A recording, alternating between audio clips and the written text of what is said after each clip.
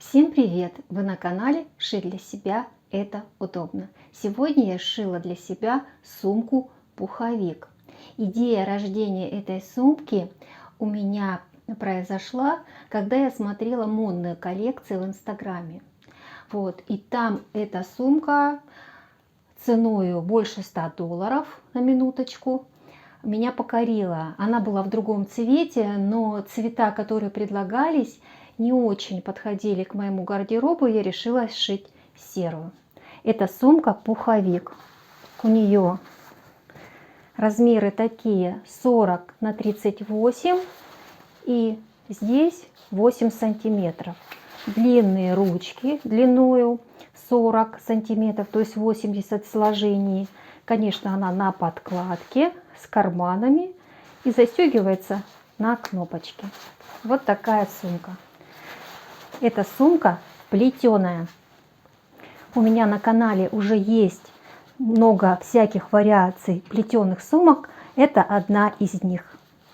Если вам интересно узнать, как же ее шила, подписывайтесь на мой канал, комментируйте, ставьте лайки и обязательно нажимайте на колокольчик. И тогда вы первыми узнаете о всех новинках, которые выходят на моем канале. Ну, конечно же, смотрите видео дальше.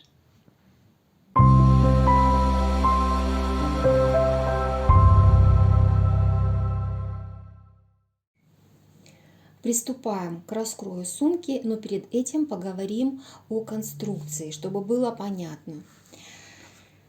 Состоит сумка из полос. Я вам нарисовала так, как лежат полосы. Два вида полос. Еще будет третий вид полос. Первый – это бортик, который переходит в дно. И длина этой полоски будет 5 плюс 40, плюс 40, плюс 40 и плюс 5. Как я считаю? Смотрите, вот. И до 5 сантиметров это цельнокроенная обтачка. У меня получается 130 сантиметров длина полоски. И добавляю на всякий случай 2 сантиметра, получается 132. Ширина всех полос, и этой в том числе, будет 8 сантиметров плюс 1 сантиметр это шов. И при сложении получается со сгибом. Эту сторону нужно стачать. Вот. Получается 18 сантиметров. В моем случае вы же можете делать какой угодно размер. Я рассказываю сам основной принцип. Еще будут использоваться вот так вертикальные полоски для основных стенок. Длину считаем точно так же, как 5 плюс 40, потом плюс 8, плюс 40 и плюс 5. У меня получилось 98 и 2 сантиметра на всякий случай. Итого 100. Мы раскраиваем одну полоску 132, потом 1, 2, 3, 4, 5 полосок по метру. И нам еще нужно, вот я нарисовала стрелочки, сделать 5 полос, которые будут определенной длины и соответствовать следующим размерам. Считаем 40, затем 8 плюс 40 плюс еще 8 и 2 сантиметра на шов. Здесь дополнительно никаких вот этих, которые мы будем обрезать, не будет, так как эти 2 сантиметра именно и соединятся. Итого еще 5 полосок по 98, то есть 5 полосок по 100 и 5 по 98. Вот эти полоски, 5 штук по 98, мы заготавливаем и соединяем швом. Шов, как его сделать красиво, я вам покажу. Значит, для сумки буду использовать плащевку. Можно использовать даже кожу, что угодно, что вам нравится. И ткань в том числе подойдет. Вот. Сумка будет ли на подкладке или нет, еще не решила. Скорее всего, да. На подкладку можно использовать то же, что вы захотите. Можно даже какую-то яркую, вот, или в цвет самой сумки основной. Значит, наполнитель будет синтепон. Синтепон у меня вот такой пушистый, 2 сантиметра. Но я думаю, подойдет и сантиметровый, и 1,5 сантиметровый, как вы захотите. От ширины синтепона зависит, насколько вы хотите объемную сумку. Шью первый раз сумку, поэтому для меня это тоже эксперимент. С чего начинаем? Начинаем с того, что нарезаем ткань по ширине полос 18 и по длине, как я вам сказала, 5 по 100, 5 по 98 и одна полоска 132. Нам еще потребуются ручки. Ориентировочная длина 70 сантиметров, но я еще уточню. И полоски ткани точно такие же, то есть 2 еще дополнительные полоски по 70. Все точно так же, но о ручках попозже. Вот, нарезаем и стачиваем их вот таким образом. Ну и потом их желательно вывернуть на лицо. Вот так. Сейчас я покажу, как заготовить полоски непосредственно вот эти, которые будут соединяться в круг. Длина полосок 98 сантиметров. Да, сантиметров, почти метр.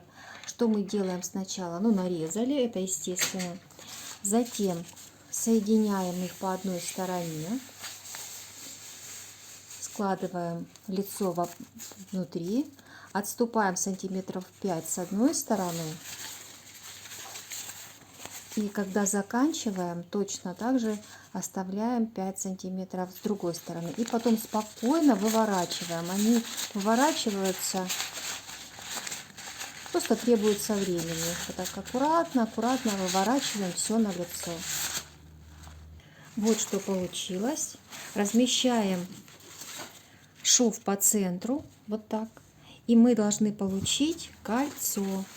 Смотрите, кольцо. Как это сделать?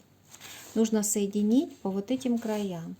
Для этого я беру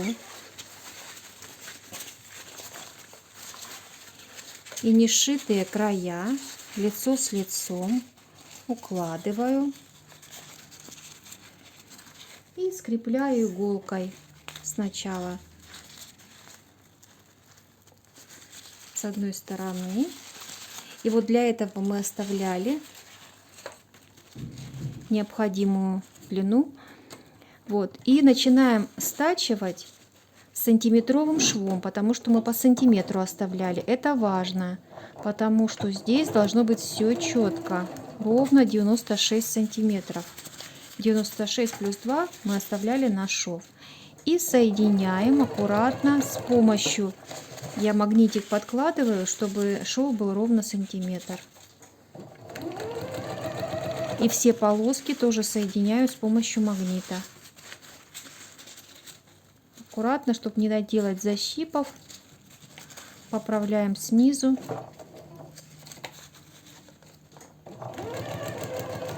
Вы можете сколоть иголками по всей ширине.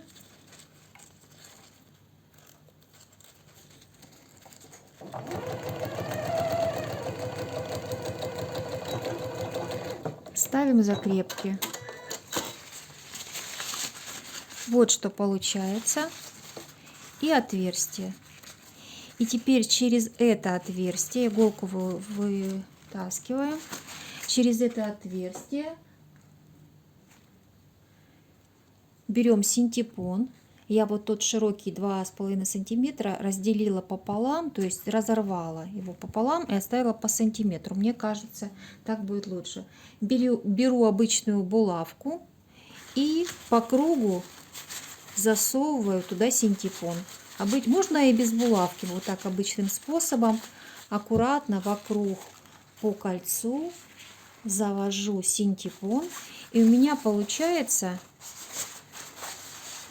вот такое колечко. Смотрите, уже тепленькое, уже похожее на пуховик. И потом вот так по краешку я застрачиваю. И все. Главное, что все эти 5 колечек должны быть 96 сантиметров. То есть вот так 48. Это важно.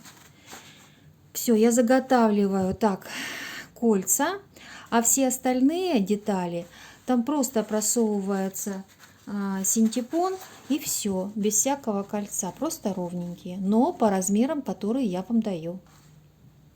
Все детали я заготовила, и теперь готовлюсь к сборке сумки. По схеме уложила нужного размера детали. И вот эта стенка. Нашла центр, с центром совместила. И теперь все это нужно в шахматном порядке соединить. Каким образом? Вот крайние детали так, а эта деталь сверху. Обратите внимание, что у меня сточные детали тоже есть. Не все получалось, поэтому можно использовать. Но сделайте детали длиннее, чтобы можно было вот эти шовчики спрятать под плетением. Вот, значит, здесь так. Эту мы перебрасываем. То есть они должны быть в шахматном порядке. И после этого скалываем. Обязательно совмещаем все центры. Вот так. Берем иголки и скалываем. Иголки нужны просто для удобства. Для того, чтобы сумка не смещалась. Потом их можно вытащить. Кто-то может воспользоваться какими другими средствами скрепляющими. Это уже по желанию. Вот так я скрепляю. А затем, после этого, берем кольцо, устанавливаем. У кольца всегда есть шов. Все кольца мы будем укладывать шов к шовчику, например, там с левой стороны. Вот так. Так это будет выглядеть. И постепенно провязывать. Значит, обратите внимание, сейчас лежит лицевая сторона, а нам нужно, чтобы это была изнаночная. Вот, потому что изнанка будет внутри. Все, я перевернула все изнанкой вверх, потому что это у нас изнанка. Устанавливаем.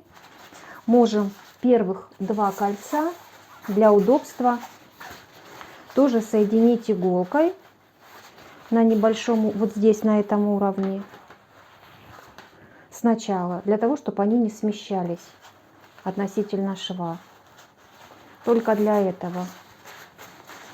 Вот, устанавливаем и начинаем плести как корзинку. Такие сумки у меня уже есть на канале. Вот, шовчик будет сбоку, пусть он будет спереди. Вот так. И начинаем эта сторона сюда, а это наоборот. То есть делаем переплетение. Это сверху,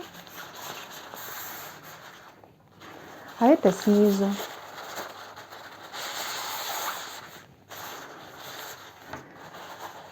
Опять же, это сверху.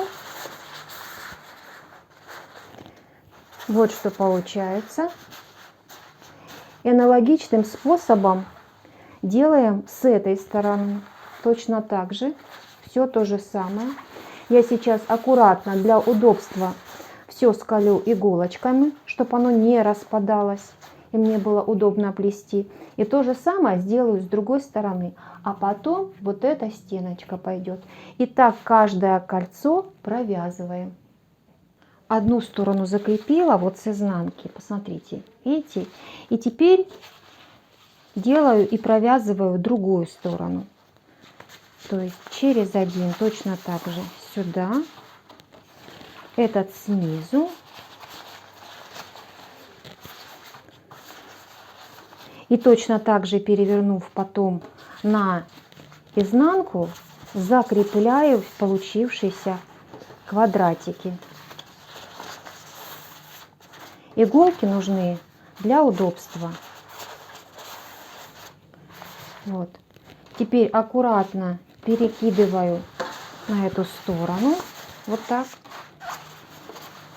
Аккуратно захожу вовнутрь, натягиваю и закрепляю все участки. Точно так же проделываю с другими кольцами. Точно так же. Для того, чтобы было видно хорошо дно, я еще иголочками захватила по самому дну. И вот теперь вот этот самый длинный, который 130 сантиметров, я его завожу точно так же в кольцо. Посмотрите. И с этой стороны точно так же завожу в кольцо, и образуется уголок. Вот то, что нам нужно. Теперь плести будет легче, когда уже форма сумки видна и она не сильно распадается. Берем следующее кольцо, находим там, где у нас шов. Вот у нас шов. И заводим все заготовочки в кольцо. И точно так же начинаем плести. Значит, здесь у нас должно быть под. И закалываем четко над швом. Вот здесь.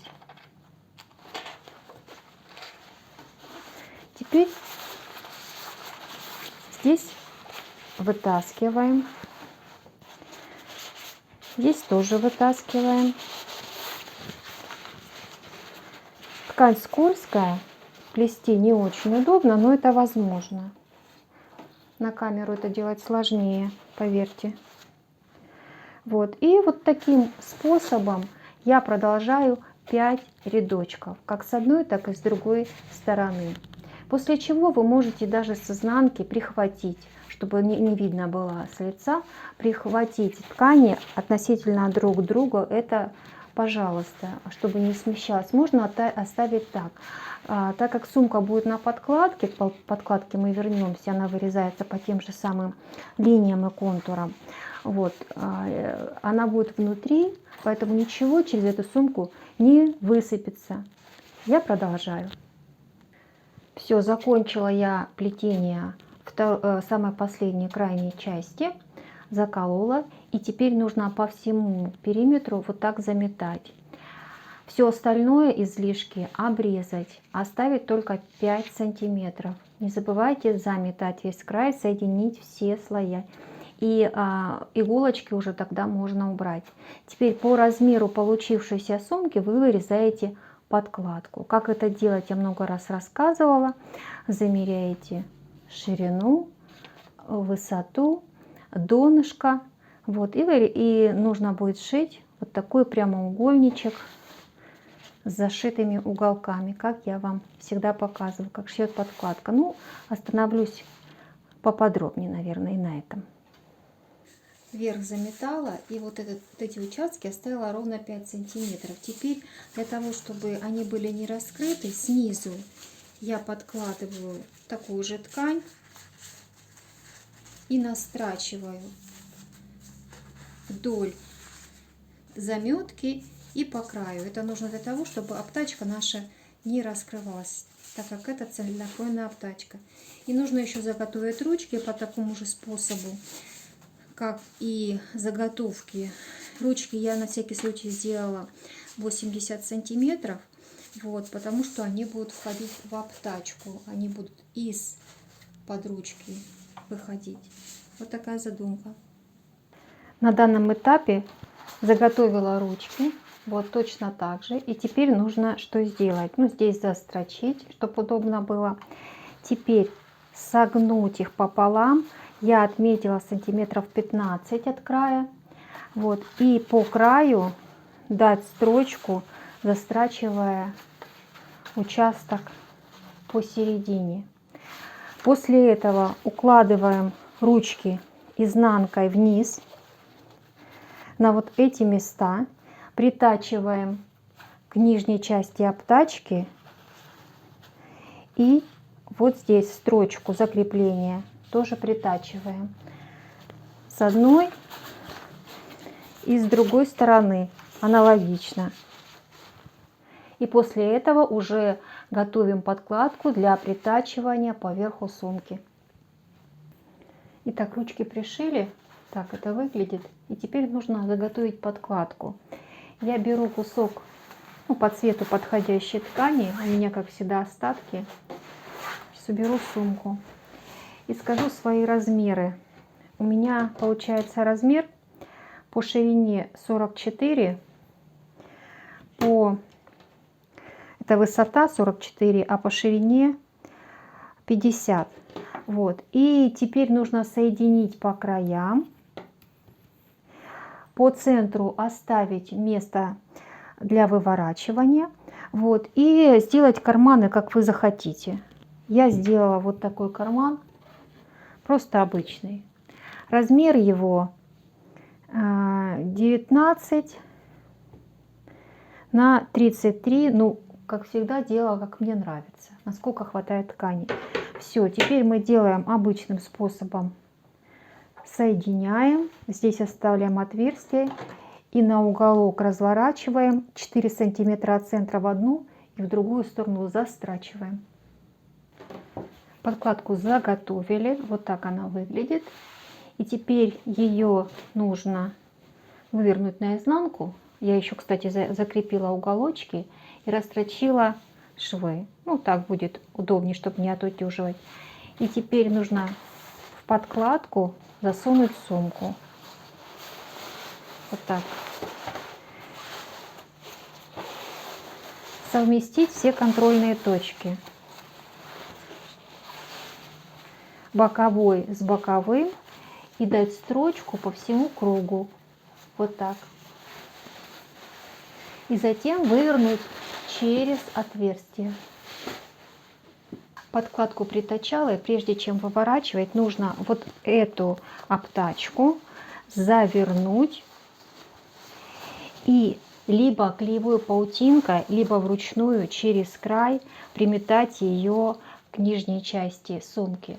Это важно, чтобы она не выворачивалась. Как хотите, так и поступайте. Я, скорее всего, на клеевую паутинку это сделаю. Так выглядит заметанная обтачка. И по центру я ее, видите, не заметала, потому что здесь будет еще магнитная кнопка.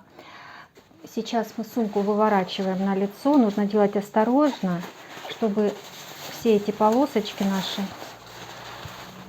не разошлись.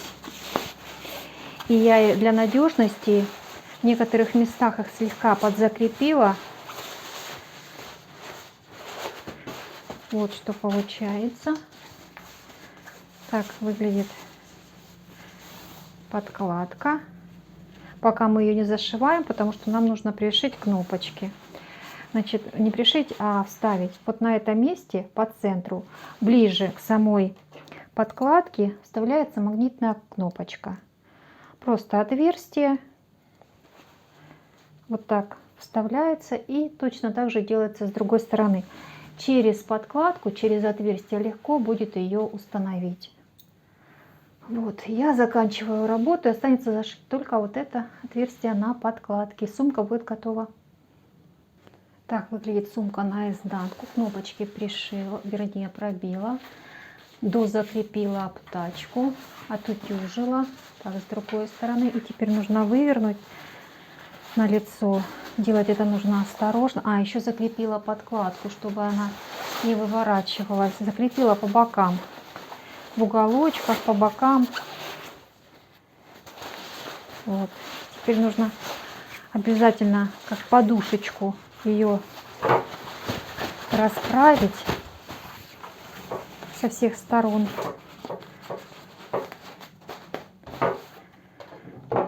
Значит, вот это я закрыла шов. Стык у меня попал на лицо. Я сделала вот таким образом. Возможно, лейбу туда пришить. Но это уже мелочи. Вот такая сумка получилась. Закрывается на кнопочку. Вот. И вперед. Сумка-пуховик вашему вниманию. Мне очень понравилась такая сумка. Она подойдет. И цвет у нее хороший. Она подойдет и к пальто, и к моему пуховику. Буду носить с удовольствием, как только настанут холода. Если вам понравилась такая сумочка, ставьте пальчики вверх, нажимайте на колокольчик, и вы первыми узнаете о всех новинках, которые выходят на моем канале. Творите, и у вас обязательно все получится. Я точно знаю.